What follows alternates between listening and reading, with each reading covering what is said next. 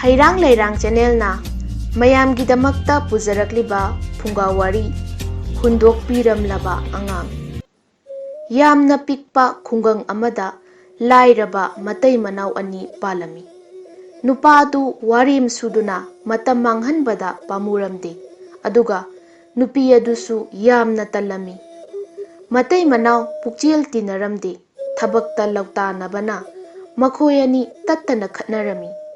Makhoigi imung makhong hoba asum helaki. Mamai thangda makhoi chara ani mabuk thanna chaba phanglaktri. Machan nupi amaga nupa amaga thakpada makhoi amukka hena warami. Macha singi aphotpa segai langaiba phi singbu ahanbana sinbiba ngamdana leire. Wamallakpadagi makhoi sahi 13 rom surabi macha nupi dubu minai oina yonthokrasira haina khanaba horakli. Landona khwang koire ngaksam yauna putharakpadagi mayumda phamduna leiba yaraktrabada nupadu langphaida sel tanba chatkirami. Yumgi potlom pumnamak nupida insinlamle. Langphai chatkiba nupadu mafam kadaida leikrabano khangdana asum halakhidaba chahi pharakle.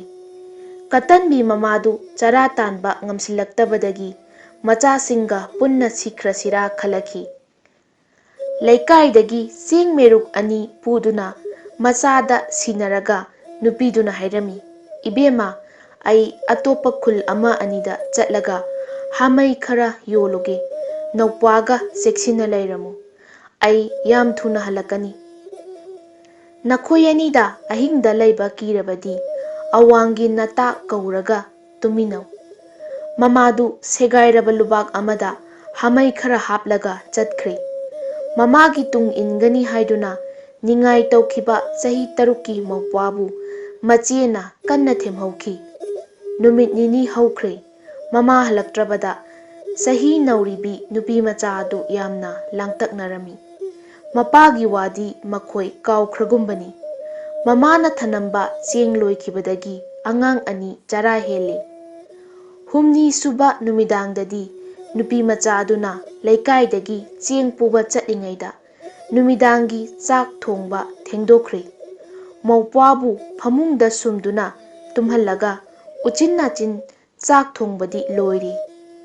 Angang haudoklaga chanaba thaurang taurakpada nupi macha adugi pukningda akiba ama phaurami. Mapan thoktuna awangi mata kaurami. Ho ita numidangda mi kaubada ho haiheide haibasi madi khangjadabani. Amuksu kaurami. Ho ita nangbu tabro. Hau kari haibano haiduna matana khumlaki. Ita ipwa khwenita leiribasi nungaitre khara lekminasi lao. Moithapu naise nupi machaduna hairaki. Hoi lake matana harauna khumlaki. Machena angangbu mamit singhannaba hotnaringaida thong thilakpa tare. Mahak harauna thong hangdoklami. Is pangkhok yendemna saba tareng ama makhut yetna pairaga oi thangba makhutpu laimaida soro jingduna nupi ama changlakli. Nupidu sagol hidak amasung kabokang mapanna nada chilaki. Magi langtrik langba mamit amadi tumlaba mana ubada yumbu angang ani kibana nikre. Adubu nupi machaduna hairami. Ita lao chaksaminasi. Loksing leibi nupi machani. Akiba amadi jingnaba utlubada afaba oireroi.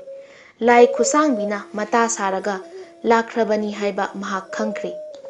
Kari upai tauraga mabu themlaga nantoksige khalami. Lai khusangbisu chaluk mapanda phamba yaurare. Angang nupa machadu kibana thak niktuna chak hukpa ngamdana leirabada machena themlaga pijarami. Ita chaba haurasi. Nupi machaduna hairei. Lai khusangbi sanglaba makhutna laukhatkiba chak ensangdu amukna mamitta amukna nakongda kit namsinkre. Aduga karigumbadana manatondasu namsinki.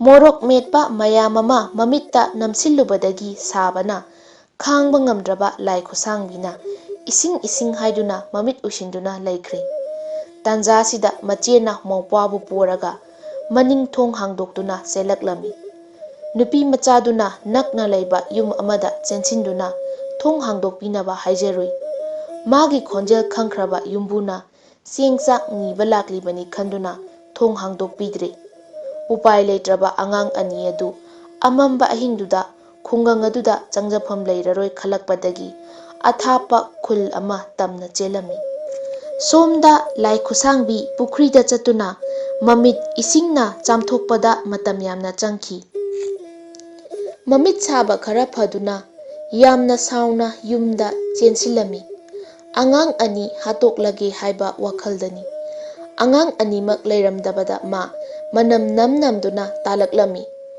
ꯂꯣꯟꯅ ꯈꯨꯜ ꯌꯧꯕ ꯂꯝꯕꯤꯗ ꯃꯈꯨꯠ ꯑꯅꯤ ꯆꯤꯡ ꯆꯤꯡꯗꯨꯅ ꯆꯦꯜꯂꯛꯈꯤ꯫ ꯁꯣꯔ ꯊꯕꯦꯠ ꯊꯕꯦꯠ ꯍꯣꯟꯗꯨꯅ ꯆꯦꯜꯂꯛꯈꯤꯕ ꯑꯉꯥꯡ ꯑꯅꯤ ꯈꯨꯜꯒꯤ ꯃꯇꯥꯏꯒꯤ ꯌꯨꯝ ꯑꯃꯗ ꯊꯣꯡ ꯊꯤꯟꯗꯨꯅ ꯍꯥꯡꯗꯣꯛꯄꯤꯅꯕ ꯍꯥꯏꯖꯔꯨꯏ꯫ ꯀꯗꯥꯏꯗꯒꯤ ꯆꯥꯛꯅꯤꯕ ꯂꯝꯖꯥ ꯁꯔꯥ ꯃꯆꯥꯁꯤꯡꯅꯣ ꯍꯥꯏꯅ ꯆꯩꯔꯒ ꯇꯥꯟꯊꯣꯛꯄꯤꯔꯛꯂꯤ꯫ ꯊꯪꯅꯕ ꯌꯨꯝ ꯑꯃꯗ ꯑꯃꯨꯛ ꯍꯥꯏꯖꯔꯨꯏ꯫ ꯃꯗꯨꯅ ꯍꯦꯟꯅ ꯁꯥꯊꯤꯔꯝꯂꯤ꯫ ꯎꯄꯥꯏ ꯂꯩꯇ꯭ꯔꯕ ꯑꯉꯥꯡ ꯑꯅꯤ ꯑꯗꯨ ꯁꯪꯒꯣꯜ ꯑꯃꯗ ꯆꯪꯗꯨꯅ ꯁꯟꯁꯤꯡꯒꯤ ꯃꯔꯛꯇ ꯂꯣꯠꯇꯨꯅ ꯂꯩꯔꯝꯃꯤ꯫ ꯂꯥꯏ ꯈꯨꯠꯁꯥꯡꯕꯤ ꯃꯅꯝ ꯅꯝ ꯅꯝꯗꯨꯅ ꯁꯪꯒꯣꯜ ꯑꯗꯨꯗ ꯆꯪꯂꯛꯄꯗ ꯁꯟ ꯂꯥꯕ ꯑꯅꯤꯅ ꯋꯥꯏꯊꯨꯈ꯭ꯔꯦ꯫ ꯅꯣꯡꯉꯥꯟꯕꯒ ꯃꯆꯦꯅ ꯃꯧꯄ꯭ꯋꯥꯕꯨ ꯄꯨꯗꯨꯅ ꯈꯨꯜꯂꯛꯇ ꯃꯃꯥꯒꯤ ꯈꯣꯡꯒꯨꯜ ꯂꯤꯔꯝꯃꯤ꯫ ꯊꯦꯡꯅꯕ ꯃꯤ ꯈꯨꯗꯤꯡꯃꯛꯇ ꯃꯃꯥꯕꯨ ꯎꯔꯝꯕ꯭ꯔꯥ ꯍꯪꯖꯔꯝꯃꯤ꯫ ꯈꯪꯏ ꯎꯔꯝꯃꯤ ꯍꯥꯏꯕ ꯀꯅꯥꯁꯨ ꯌꯥꯎꯈꯤꯗ꯭ꯔꯦ꯫ ꯃꯈꯣꯏ ꯆꯥꯛ ꯂꯥꯃꯟꯕꯗꯒꯤ ꯄꯨꯈ꯭ꯔꯤꯒꯤ ꯏꯁꯤꯡ ꯊꯛꯂꯛꯄ ꯇꯣꯏꯔꯦ꯫ ꯋꯥꯕꯅ ꯆꯠꯁꯤ ꯍꯥꯏꯕ ꯌꯥꯗ꯭ꯔꯕ ꯃꯧꯄ꯭ꯋꯥꯕꯨ ꯃꯆꯦꯅ ꯄꯨꯗꯨꯅ ꯄꯨꯔꯝꯃꯤ꯫ ꯂꯝꯕꯤꯗ ꯂꯥꯛꯄ ꯅꯨꯄꯤ ꯑꯃꯗ ꯃꯈꯣꯏꯅ ꯍꯟꯗꯛꯁꯨ ꯍꯪꯏ, "ꯏꯃꯥꯍꯜ, ꯑꯩꯈꯣꯏꯒꯤ ꯏꯃꯥ ꯎꯔꯝꯕ꯭ꯔꯥ?" "ꯀꯅꯥ ꯅꯃꯥꯅꯣ? ꯀꯩꯗꯧꯕ ꯆꯠꯈꯤꯕꯅꯣ?" "ꯑꯩꯈꯣꯏ ꯏꯃꯥꯗꯨ ꯍꯥꯃꯩ ꯌꯣꯟꯕ ꯆꯠꯈꯤꯕꯅꯤ." "ꯑꯦ ꯃꯗꯨ ꯅꯃꯥ ꯑꯣꯏꯔꯦꯀꯣ꯫ ꯂꯥꯎ ꯂꯥꯎ ꯃꯥꯒꯤ ꯂꯩꯐꯝ ꯇꯥꯛꯄꯤꯒꯦ꯫ ꯍꯥꯟꯅ ꯏꯁꯤꯡ ꯄꯨꯟ ꯑꯍꯨꯝ ꯁꯣꯛꯂꯝꯈꯣ." ꯅꯨꯄꯤ ꯃꯆꯥ ꯑꯗꯨꯅ ꯇꯨꯔꯦꯟꯗꯒꯤ ꯌꯥꯝꯅ ꯋꯥꯅ ꯏꯁꯤꯡ ꯄꯨꯟ ꯑꯍꯨꯝ ꯁꯣꯛꯂꯨꯔꯕ ꯃꯇꯨꯡꯗ ꯃꯃꯥꯒꯤ ꯂꯩꯐꯝ ꯇꯥꯛꯄꯤꯅꯕ ꯍꯥꯏꯖꯔꯝꯃꯤ꯫ ꯃꯗꯨꯗ ꯅꯨꯄꯤꯗꯨꯅ ꯍꯥꯏꯔꯛꯈꯤ, "ꯆꯠꯂꯍꯩ, ꯅꯃꯥ ꯑꯉꯥꯎꯕꯤꯗꯨꯕꯨ ꯑꯩꯒꯤ ꯐꯤꯔꯩꯗ ꯌꯦꯞꯇꯨꯅ ꯊꯝꯒꯗ꯭ꯔꯥ? ꯆꯠꯂꯣ ꯆꯠꯂꯣ, ꯀꯅꯥ ꯀꯅꯥꯗꯅꯣ ꯍꯪꯂꯨꯔꯣ." ꯅꯨꯄꯤ ꯃꯆꯥꯗꯨ ꯀꯞꯇꯨꯅ ꯃꯧꯄ꯭ꯋꯥꯕꯨ ꯄꯣꯔꯒ ꯂꯥꯛꯂꯝꯃꯤ꯫ ꯃꯈꯣꯏꯅ ꯏꯪꯈꯣꯜꯗ ꯊꯕꯛ ꯁꯨꯔꯝꯕꯤ ꯅꯨꯄꯤ ꯑꯃꯒꯤ ꯃꯅꯥꯛꯇ ꯆꯪꯁꯤꯟꯗꯨꯅ ꯑꯃꯨꯛꯁꯨ ꯍꯪꯂꯨꯏ, "ꯏꯟꯗꯣꯟ, ꯑꯩꯈꯣꯏꯒꯤ ꯏꯃꯥ ꯍꯥꯃꯩ ꯌꯣꯟꯕꯤꯗꯨ ꯎꯕꯤꯕ꯭ꯔꯥ? ꯃꯥꯒꯤ ꯂꯩꯐꯝ ꯈꯪꯂꯕꯗꯤ ꯈꯔ ꯇꯥꯛꯄꯤꯌꯨ." "ꯅꯈꯣꯏ ꯃꯥꯒꯤ ꯃꯆꯥ ꯑꯣꯏꯔꯦꯀꯣ? ꯍꯣꯏ ꯍꯣꯏ, ꯇꯥꯛꯄꯤꯒꯦ ꯇꯥꯛꯄꯤꯒꯦ, ꯐꯧ ꯂꯤꯈꯥꯏ ꯑꯃꯇꯪ ꯍꯥꯟꯅ ꯁꯨꯔꯝꯈꯣ." ꯅꯨꯄꯤꯗꯨꯅ ꯃꯤꯅꯨꯡꯁꯤ ꯂꯩꯕ ꯁꯥꯔꯗꯨꯅ ꯍꯥꯏꯔꯛꯈꯤ꯫ ꯍꯨꯃꯥꯡ ꯇꯞ ꯇꯞ ꯇꯥꯅ ꯐꯧ ꯂꯤꯈꯥꯏ ꯑꯃ ꯁꯨꯕ ꯂꯣꯏꯔꯕ ꯃꯇꯨꯡꯗ ꯅꯨꯄꯤ ꯃꯆꯥꯗꯨꯅ ꯃꯃꯥꯒꯤ ꯂꯩꯐꯝ ꯇꯥꯛꯄꯤꯌꯨ ꯍꯥꯏꯖꯔꯝꯃꯤ꯫ ꯑꯗꯨꯕꯨ ꯌꯥꯝ ꯅꯨꯡꯁꯤ ꯍꯩꯇꯅ ꯌꯨꯝꯕꯨ ꯅꯨꯄꯤꯅ ꯂꯥꯎꯔꯛꯈꯤ, "ꯍꯥ, ꯀꯔꯤ ꯍꯥꯏꯕ? ꯅꯃꯥꯕꯨ ꯂꯩꯒꯨꯝꯅ ꯑꯩꯒꯤ ꯁꯝꯕꯨꯜꯗ ꯊꯦꯠꯀꯗ꯭ꯔꯥ? ꯆꯠꯂꯣ, ꯅꯁꯛꯁꯤꯡꯗꯨ ꯌꯦꯡꯅꯤꯡꯗꯦ." ꯑꯁꯨꯝꯅ ꯃꯤꯅꯥꯏꯒꯨꯝꯅ ꯊꯕꯛ ꯁꯨꯍꯜꯂꯒ ꯇꯥꯛꯄꯤꯅꯤ ꯇꯥꯛꯄꯤꯅꯤ ꯍꯥꯏꯔꯒ ꯇꯥꯟꯊꯣꯛꯄꯤꯔꯛꯄ ꯌꯨꯝ ꯃꯁꯤꯡ ꯌꯥꯝꯂꯤ꯫ ꯅꯨꯄꯤ ꯃꯆꯥ ꯑꯗꯨ ꯋꯥꯕꯅ ꯃꯈꯣꯡ ꯊꯥꯡꯅꯤꯡꯂꯛꯇ꯭ꯔꯦ꯫ ꯆꯥꯛ ꯆꯥꯒꯦ ꯍꯥꯏꯅ ꯅꯤꯡꯉꯥꯏ ꯇꯧꯔꯤꯕ ꯃꯧꯄ꯭ꯋꯥꯕꯨ ꯊꯦꯝꯕꯗ ꯃꯁꯥ ꯂꯥꯝꯗꯕ ꯁꯥꯕꯒꯤ ꯋꯥꯅꯤ꯫ ꯀꯅꯥꯒꯨꯝꯕꯅ ꯄꯤꯔꯛꯄ ꯆꯥꯛꯂꯦꯝ ꯆꯥꯛ ꯈꯔ ꯈꯔ ꯆꯥꯗꯨꯅ ꯑꯉꯥꯡ ꯑꯅꯤ ꯃꯃꯥ ꯃꯄꯥ ꯊꯤꯔꯛꯄꯗ ꯈꯨꯜ 5 ꯂꯥꯜꯂꯛꯂꯤ꯫ ꯆꯥꯛ ꯂꯥꯃꯟꯕꯗꯒꯤ ꯈꯖꯤꯛꯇꯪ ꯄꯤꯖꯕꯤꯌꯨ ꯍꯥꯏꯅ ꯑꯉꯥꯡ ꯑꯅꯤ ꯍꯪꯒꯣꯏ ꯍꯪꯒꯣꯏꯅ ꯌꯨꯝ ꯑꯃꯗ ꯆꯪꯂꯝꯃꯤ꯫ ꯁꯨꯃꯥꯡꯗ ꯅꯥꯄꯤ ꯐꯣꯏꯗꯨꯅ ꯂꯩꯔꯝꯕ ꯅꯨꯄꯤ ꯑꯃꯅ ꯃꯈꯣꯏꯗ ꯌꯦꯡꯂꯛꯈꯤ꯫ ꯅꯨꯄꯤꯗꯨꯒꯤ ꯃꯁꯛ ꯎꯕꯗ ꯑꯉꯥꯡ ꯅꯨꯄꯥ ꯃꯆꯥꯗꯨꯅ "ꯏꯃꯥ ꯂꯩꯔꯦ, ꯏꯃꯥ ꯂꯩꯔꯦ" ꯍꯥꯏꯅ ꯍꯔꯥꯎꯅ ꯆꯦꯟꯁꯤꯟꯈꯤ꯫ ꯅꯨꯄꯤ ꯃꯆꯥꯗꯨꯅꯁꯨ ꯀꯞꯇꯨꯅ ꯍꯥꯏꯔꯝꯃꯤ, "ꯏꯃꯥ, ꯀꯔꯤꯒꯤꯅꯣ ꯅꯪꯅ ꯌꯨꯝꯗ ꯍꯜꯂꯛꯇ꯭ꯔꯤꯕ? ꯑꯩꯈꯣꯏꯒꯤ ꯑꯋꯥꯕ ꯈꯪꯗ꯭ꯔꯕꯔꯥ?" ꯅꯨꯄꯤꯗꯨ ꯇꯤꯉꯛ ꯃꯩꯉꯛ ꯌꯦꯡꯗꯨꯅ ꯂꯦꯞꯂꯝꯃꯤ꯫ ꯃꯇꯝꯗꯨꯗ ꯏꯃꯨꯡꯗꯨꯗꯒꯤ ꯊꯣꯔꯛꯄ ꯅꯨꯄꯥ ꯑꯃꯅ ꯂꯥꯎꯔꯛꯈꯤ, "ꯍꯦ ꯅꯨꯄꯤ, ꯃꯈꯣꯏꯁꯤ ꯀꯅꯥ ꯀꯅꯥꯅꯣ? ꯅꯪ ꯅꯍꯥꯟꯗꯤ ꯅꯆꯥ ꯑꯃꯠꯇꯁꯨ ꯂꯩꯇꯦ ꯍꯥꯏꯈꯤꯕꯗꯥꯏꯅꯦ?" "ꯑꯩ ꯃꯈꯣꯏꯕꯨ ꯈꯪꯗꯦ, ꯑꯆꯥ ꯑꯊꯛ ꯈꯔ ꯐꯪꯅꯅꯕ ꯑꯩꯕꯨ ꯃꯃꯥ ꯃꯥꯜꯂꯤ ꯍꯥꯏꯔꯤꯕ ꯖꯥꯠꯅꯤ."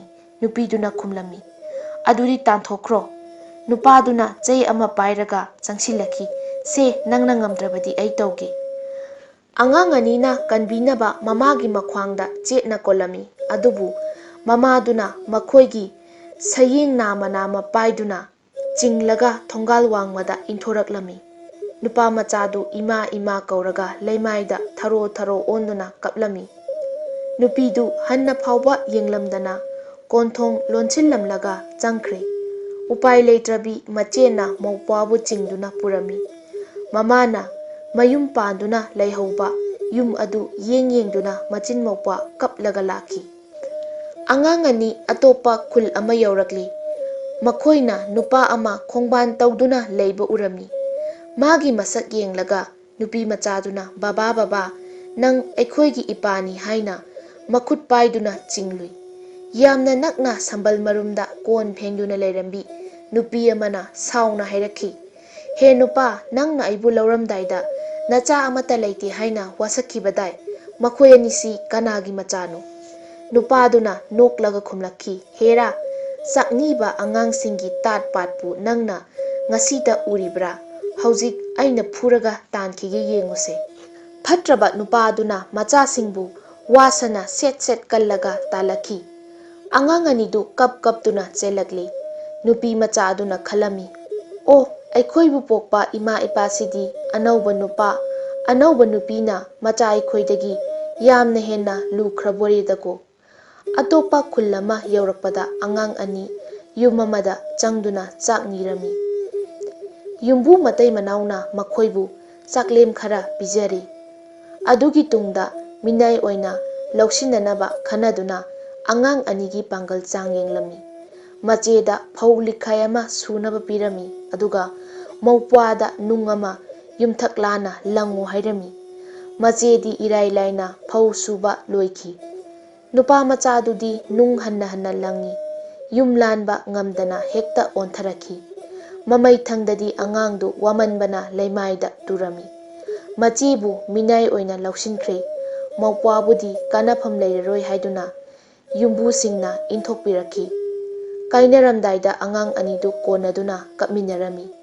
Makhoigi awabadu ubada yumbu nupagi thamoi khara khara petharaptuna nupi machaduna haiba wafam ama yabirami.